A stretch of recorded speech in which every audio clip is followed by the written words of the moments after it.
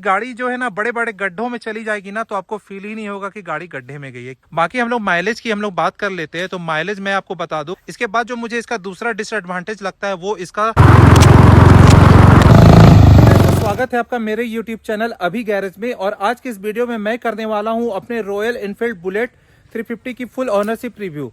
तो इसे लिए हुए मुझे लगभग 3 साल हो गए हैं और इन 3 सालों में मेरा क्या एक्सपीरियंस रहा इस गाड़ी को लेकर वो मैं आपके साथ शेयर करने वाला हूँ। क्योंकि इस गाड़ी में कुछ एडवांटेज है तो कुछ डिसएडवांटेज भी है, क्योंकि किसी भी गाड़ी में कुछ एडवांटेज होते हैं तो डिसएडवांटेज भी होते हैं। तो मैं आपको आज की इस वीडियो में इसके माइलेज भी बताऊंगा, इसकी सर्विस कॉस्ट क्या आती है, इसे मेंटेनेंस कैसे कर सकते हैं, कितनी मेंटेनेंस चार्ज है इसकी, जिससे आप अपनी गाड़ी को कंडीशन में रख सकते हैं, ये कंफर्ट है या नहीं है, या लॉन्ग ड्राइव के लिए है या नहीं है, ये किन लोगों को लेना चाहिए किन को नहीं लेना चाहिए, वो सारा कुछ मैं इस वीडियो में डिस्कस करने वाला हूँ। तो जो भी मेरे चैनल में न्यू है चैनल सब्सक्राइब जरूर करें, वीडियो जरूर लाइक करें। तो सबसे पहले मैं आपको गाड़ी का लुक दिखा देता हूं। आप लुक देख सकते हो। लुक के मामले में इस गाड़ी को कोई भी नहीं काट सकता है, बहुत ही अच्छी लुक है, बिल्कुल ही रॉयल लुक देती है ये गाड़ी। अब हम लोग बात करते हैं कि गाड़ी में आपको क्या क्या मिल जाता है। सबसे पहले हम लोग बात करेंगे इसके मीटर की, उसके बाद मैं सारा कुछ दिखाऊंगा कि गाड़ी में आपको क्या क्या मिलता है।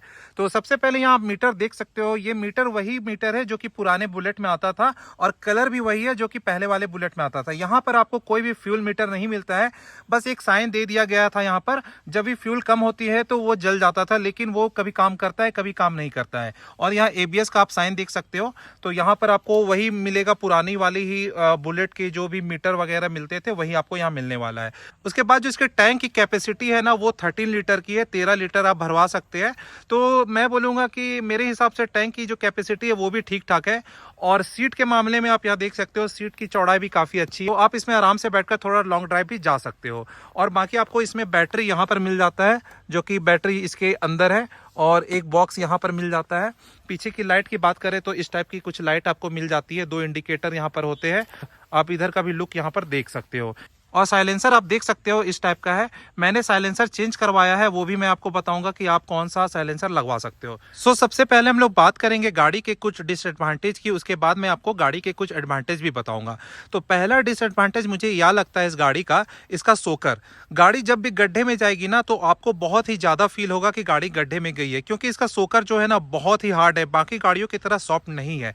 तो ये पहला डिसएडवांटेज है इस गाड़ी का, जो कि मुझे लगता है। इसके बाद जो मुझे इसका दूसरा डिसएडवांटेज लगता है वो इसका ब्रेक शूल है, क्योंकि गाड़ी जो है ना 198 केजी की है और उसमें आपको मिलता है पीछे कोई भी डिस्क ब्रेक नहीं मिलता है। इससे क्या होता है कि गाड़ी का जो ब्रेक शूल है ना कुछ दिनों में ही घिस जाता है, और गाड़ी जब अच्छा खासा पिकअप पकड़ लेती है ना तो उसे रोकना थोड़ा मुश्किल हो जाता है ये ब्रेक से। बाकी इस फ्रंट में तो आपको डिस्क ब्रेक मिल ही जाता है, वो उसके बारे में भी हम लोग बात करेंगे, लेकिन ड्रम ब्रेक से रोकना थोड़ा मुश्किल हो जाता है गाड़ी के वेट के हिसाब से। और तीसरा डिसएडवांटेज मुझे ये लगता है इस गाड़ी का, इसका बैकलाइट। आप गाड़ी का देख सकते हो, बैकलाइट आप यहाँ देख सकते हो। गाड़ी का जो बैकलाइट है ना वो बिल्कुल ही पीछे है, गाड़ी के सबसे पीछे वाले पार्ट में इसका बैकलाइट है।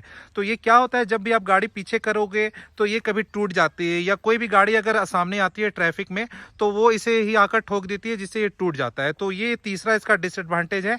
आप यहाँ देख ही सकते हो, गाड़ी का जो सबसे पीछे वाला पोर्शन है ना वो इसका लाइट है। तो लाइट जो है लगातार टूटते रहती है, मैंने इसे लगभग 10 बार चेंज अभी तक करवा लिया है। तो ये 3 मुझे इसका डिसएडवांटेज लगता है। चौथा डिसएडवांटेज इसका और क्या है वो मैं आपको बता देता हूं, पीछे वाला सोकर। आप देख सकते हो इसमें आपको वही पुराना वाला सोकर मिलता है जो कि पुराने बुलेट में आता था। तो ये सोकर उतना ज्यादा काम नहीं करती है, जैसा कि मैंने फ्रंट का बताया कि गड्ढे में जाएगी तो पता चल ही जाती है। और बैक सोकर भी वही हाल है, अगर गाड़ी गड्ढे में जाएगी ना तो आपको बहुत ही ज्यादा फील होगी कि गाड़ी जो गड्ढे में गई है, और आपके बॉडी को झटका भी लगता है। इसका एक और डिसएडवांटेज मुझे क्या लगता है ना कि इस गाड़ी का टायर, गाड़ी का जो टायर है ना वो ट्यूबलेस टायर नहीं है, इसमें आपको ट्यूब लगते हैं। तो गाड़ी अगर पंचर हो जाए ना तो वो बहुत ही मुश्किल खड़ी कर देती है।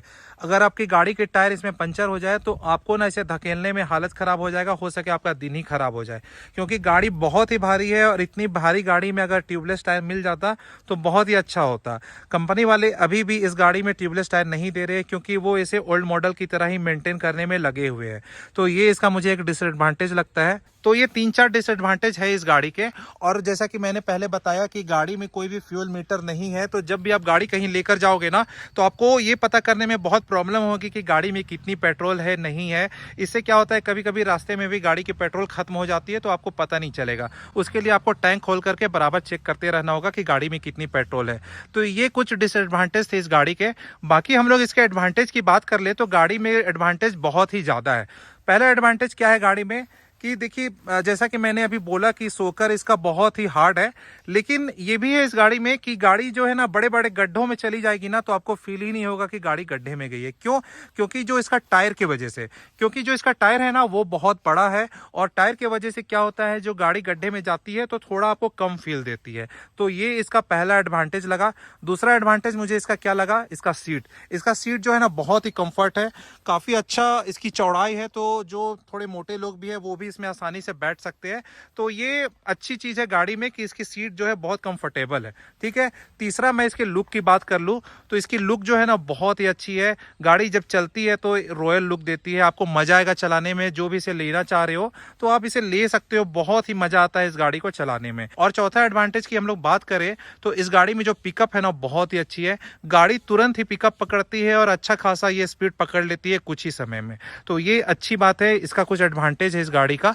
और बाकी मैं बात करूं तो गाड़ी में जो टायर मिलते हैं ना वो काफ़ी बड़े मिलते हैं। तो इससे होता ये है कि गाड़ी जो है ना अच्छे खासे गड्ढे को भी आसानी से पार कर जाती है। और आपको पता ही है कि रॉयल एनफील्ड अपने जान के लिए जानी जाती है। इसे आप पहाड़ों में भी लेकर चले जाए तो ये आसानी से चल जाती है। और सबसे बड़ी एडवांटेज इस गाड़ी की ये है ना, इसका इंजन जब भी गर्म हो जाता है ना तो बाकी गाड़ियों की तरह वो बंद नहीं हो जाता। जितना गर्म होगा इसका इंजन उतना ज़्यादा ये पिकअप भी पकड़ती है और उतना ज़्यादा ये रन भी करती है। तो बाकी गाड़ियों की तरह जैसे इंजन गर्म हो जाने के बाद गाड़ी बंद हो जाती है, इसमें ऐसा कुछ नहीं होता है। तो ये इसका कुछ एडवांटेज है। बाकी हम लोग माइलेज की बात कर लेते हैं। तो माइलेज मैं आपको बता दूं, कंपनी वाले जो क्लेम करते हैं इसका माइलेज वो 37 किलोमीटर पर लीटर का माइलेज क्लेम करते हैं। लेकिन मैंने अभी तक इसे 30 से 32 का माइलेज ही निकाल पाया है, उससे ज़्यादा ये माइलेज नहीं देती है। तो मेरे हिसाब से इतनी ज़्यादा वेट होने के बाद भी अगर गाड़ी जो है आपको 30 से 32 का माइलेज दे रही है तो मेरे हिसाब से बहुत ही अच्छी है। बाकी इसके मेंटेनेंस कॉस्ट की बात कर ले तो गाड़ी में कोई भी खर्च नहीं है। अभी तक मैंने गाड़ी में कोई भी खर्च नहीं किया, जो सर्विसिंग में खर्च हुए हैं वही हुए हैं। बाकी कोई होता है ना पार्ट, गाड़ी में अगर कुछ पार्ट चेंज कराना हो तो ऐसा कुछ मैंने चेंज नहीं कराया है। और मेरी गाड़ी जो है अभी तक बिल्कुल ही कंडीशन में है। तो मेंटेनेंस कॉस्ट की बात कर ले तो वैसा कुछ भी नहीं है। अगर आप साल भर का अगर इसमें 5,000 भी खर्च कर देते हो ना तो बहुत ही ज्यादा है इस गाड़ी के हिसाब से। तो इसमें मैं यही बोलूंगा कि आप गाड़ी लो और गाड़ी को आराम से चलाते जाओ। 5 साल तक आपको गाड़ी में कोई भी दिक्कत नहीं आने वाली है। तो मेरी गाड़ी जो है बिल्कुल कंडीशन में है। और लुक कैसी है आप कमेंट बॉक्स में जरूर बताएं। उसके बाद हम लोग बात कर लेते हैं इसके डिस्क ब्रेक के बारे में। तो डिस्क ब्रेक जो है ना काफी अच्छा है इसका डिस्क ब्रेक, जो कि एबीएस के साथ आती है। आप यहाँ देख सकते हो एबीएस लिखा हुआ है। तो डिस्क ब्रेक जो है ना काफ़ी अच्छी है और अच्छा इसका ब्रेकिंग सिस्टम भी है गाड़ी का। तो डिस्क ब्रेक होने के बाद ये गाड़ी ना बहुत ही अच्छी हो जाती है। ब्रेकिंग सिस्टम इसका मजबूत कर दिया है ये डिस्क ब्रेक आने के बाद। तो गाड़ी में मैंने ओवरऑल आपको सारा कुछ बता दिया। तो अब हम लोग बात कर लेते हैं ये गाड़ी किनको लेनी चाहिए और किनको नहीं लेनी चाहिए। तो ये गाड़ी उनको लेनी चाहिए जो कि रॉयल फील चाहते हैं, जो कि गाड़ी को आराम से चलाना चाहते हैं। लगभग आप 70 से 80 चलाए। अगर जो 70 से 80 तक ही चलाना चाह रहे हैं तो वो इस गाड़ी को ले। बहुत ही आराम से चलती है गाड़ी, कोई दिक्कत नहीं है, बहुत ही अच्छा रॉयल फील भी देगी। और जो सोच रहे हैं कि हम गाड़ी में कट मारेंगे और फिर उसको 150, 120, 30 चलाएंगे तो वो इस गाड़ी को ना ले। क्योंकि क्या होता है ना कि ये गाड़ी जब 120, 30 पकड़ लेती है स्पीड ना तो फिर इसको रोकना थोड़ा मुश्किल हो जाता है। क्योंकि गाड़ी बहुत ही भारी है, ज़्यादा भारी होने की वजह से ना इसे थोड़ा कंट्रोल करना मुश्किल हो जाएगा। उतनी स्पीड में हो सके कुछ बड़ा एक्सीडेंट भी हो सकता है। तो जो लोग सोच रहे हो कि इसे धीरे चलाओगे या रॉयल फील लेना चाहते हो अपनी गाड़ी की तो आप इसे ले लो, कोई दिक्कत नहीं है। गाड़ी बहुत ही जानदार है, बहुत ही अच्छी गाड़ी है। आप इसे लोगे तो आपको फील हो जाएगा कि हाँ आपने कुछ गाड़ी लिया है। उसके बाद हम लोग बात कर ले इसकी कॉस्टिंग की। तो जब मैंने इसे 3 साल पहले लिया था तो इसकी जो कॉस्टिंग पड़ी थी मुझे वो पड़ी थी 1,40,000 रुपये। और अभी जो इसकी कॉस्टिंग आ रही है मार्केट में, जो शोरूम वाले बताते हैं एक शोरूम प्राइस जो है वो है 1,90,000 रुपये। तो उसमें भी कंपनी वालों ने कुछ कुछ चेंजेस करे हैं। जैसे मैं आपको बता दूं, एलॉय व्हील तो अभी भी नहीं आता है, अभी भी आपको स्पोक ही मिलेगा। ट्यूबलेस टायर भी अभी भी नहीं आता है, जो कि पहले भी नहीं आता था, और अभी भी ट्यूबलेस टायर नहीं आता है। अभी बस क्या क्या चेंजेस आ गए हैं वो मैं आपको बता देता हूँ। ये जो इलेक्ट्रिक स्टार्ट है वो आ गया है, जो कि पहले वाले बुलेट में नहीं आता था। फ्यूल मीटर मिल गया है, सीट जो है थोड़ी चेंज हो गई है, सीट को और कंफर्ट बना दिया गया है। तो ये सब कुछ कुछ चेंजेस किए हैं, और इस गाड़ी में कोई भी ऐसा चेंजेस नहीं हुआ है। तो मैं आपको बता दूं कि मेरे हिसाब से ना कंपनी वाले बहुत ही अच्छा काम कर रहे हैं। वो एक पुराने वाले बुलेट को मेंटेन कर रहे हैं, क्योंकि अभी भी इंडिया के बहुत से लोगों को ना ये वाली बुलेट बहुत पसंद आती है। क्योंकि बुलेट मतलब यही होता है कि पुरानी वाली बुलेट हो तो ज़्यादा मजा आएगा। बाकी आप देख ले रॉयल एनफील्ड के बाकी मॉडल, तो मुझे नहीं लगता वो बुलेट है, मेरे हिसाब से वो तो एक बाइक की तरह ही है। तो बुलेट अगर आपको लेना है तो आप इसी को ले, स्टैंडर्ड 350 बहुत ही जानदार गाड़ी है, मजा आएगा आपको चलाने के बाद। और इसमें क्या क्या आपको एसेसरीज लगाने हैं वो मैं आपको अभी बता देता हूँ।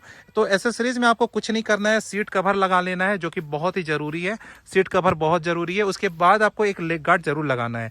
लेग गार्ड लगाने से आपको फायदा ये होगा कि अगर आपकी गाड़ी गलती से भी गिर जाती है तो वो जो है आपके टैंक को बचाएगी, आपका हेडलाइट बच जाएगा, और सामने हैंडल वगैरह थोड़ा बहुत बच जाता है, और आपको चोट लगने से भी बचाती है। तो लेग गार्ड जरूर लगाए, बहुत ही जरूरी है। और अब हम लोग बात कर ले इसके मॉडिफिकेशन की। तो मॉडिफिकेशन में आपको करना क्या है वो मैं आपको बता दे रहा हूँ। मॉडिफिकेशन में बहुत से लोग साइलेंसर चेंज कराते हैं, और साथ ही यहाँ का जो पाइप होता है, ये पाइप जो कि इंजन से डायरेक्ट निकल कर आती है, उसे भी चेंज करा लेते हैं। तो आपको ये गलती नहीं करना है, आपको ये पाइप चेंज नहीं कराना है। इससे होगा ये कि आपकी गाड़ी की जो माइलेज है ना बहुत ही गिर जाएगी। अगर आपको चेंज कराना ही है, आवाज़ चाहिए ही गाड़ी में, तो आप ये जो साइलेंसर है ना इसे आप चेंज कराएं। इसे आप चेंज कराओगे, इसकी जो कॉस्टिंग लगभग आती है निकल करके 2000 रुपये के आसपास में ये मिल जाता है। तो आप इसे चेंज करवा सकते हो। बाकी मैं बोलूंगा कि ये पाइप आप ना चेंज कराए, इसे चेंज कराओगे तो माइलेज जो है आपकी गिर जाएगी। उसके बाद हम लोग इसके चैन के बारे में बात कर ले, तो चैन जो है ना वो थोड़ा सा मुझे दिक्कत इसमें क्या लगता है ना कि चैन बहुत जल्दी सूख जाता है। तो इसके लिए आपको क्या करना होगा, बार बार इसमें चैन क्लीनर डालना होगा, और चैन को लुब्रिकेंट जो आता है वो डालना होगा। नहीं डालने से एक दिक्कत आती है इसमें कि इसका जो दांत होता है ना वो टूट जाता है, तो उसमें फिर आपको अच्छा खासा खर्च हो सकता है। बाकी अभी मैं आपको गाड़ी चलाकर भी दिखाऊंगा कि गाड़ी जब चलती है तो इसकी लुक कैसी आती है, कैसी आवाज करती है साइलेंसर चेंज कराने के बाद, जैसा कि मैंने शॉर्ट बॉटल लगाया है, और गाड़ी कैसा पिकअप पकड़ती है वो भी मैं आपको अभी दिखाने वाला हूं। तो चलिए स्टार्ट करते हैं।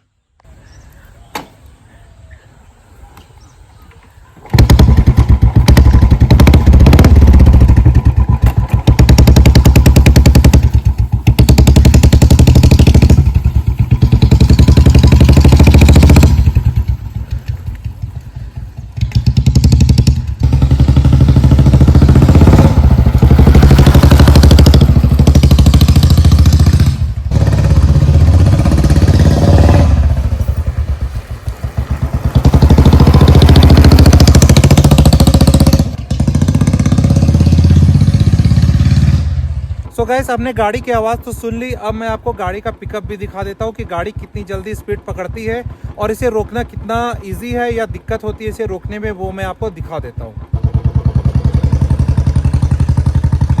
ठीक है।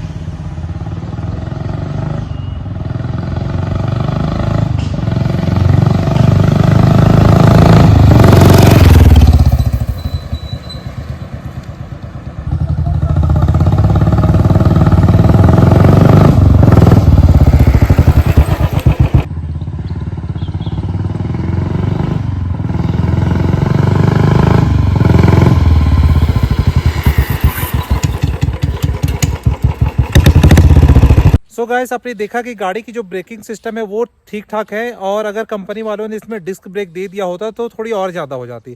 तो गाड़ी जो है लगभग थोड़ा टाइम लेती है इसे रुकने में, क्योंकि गाड़ी का जो वेट है वो बहुत ज़्यादा है।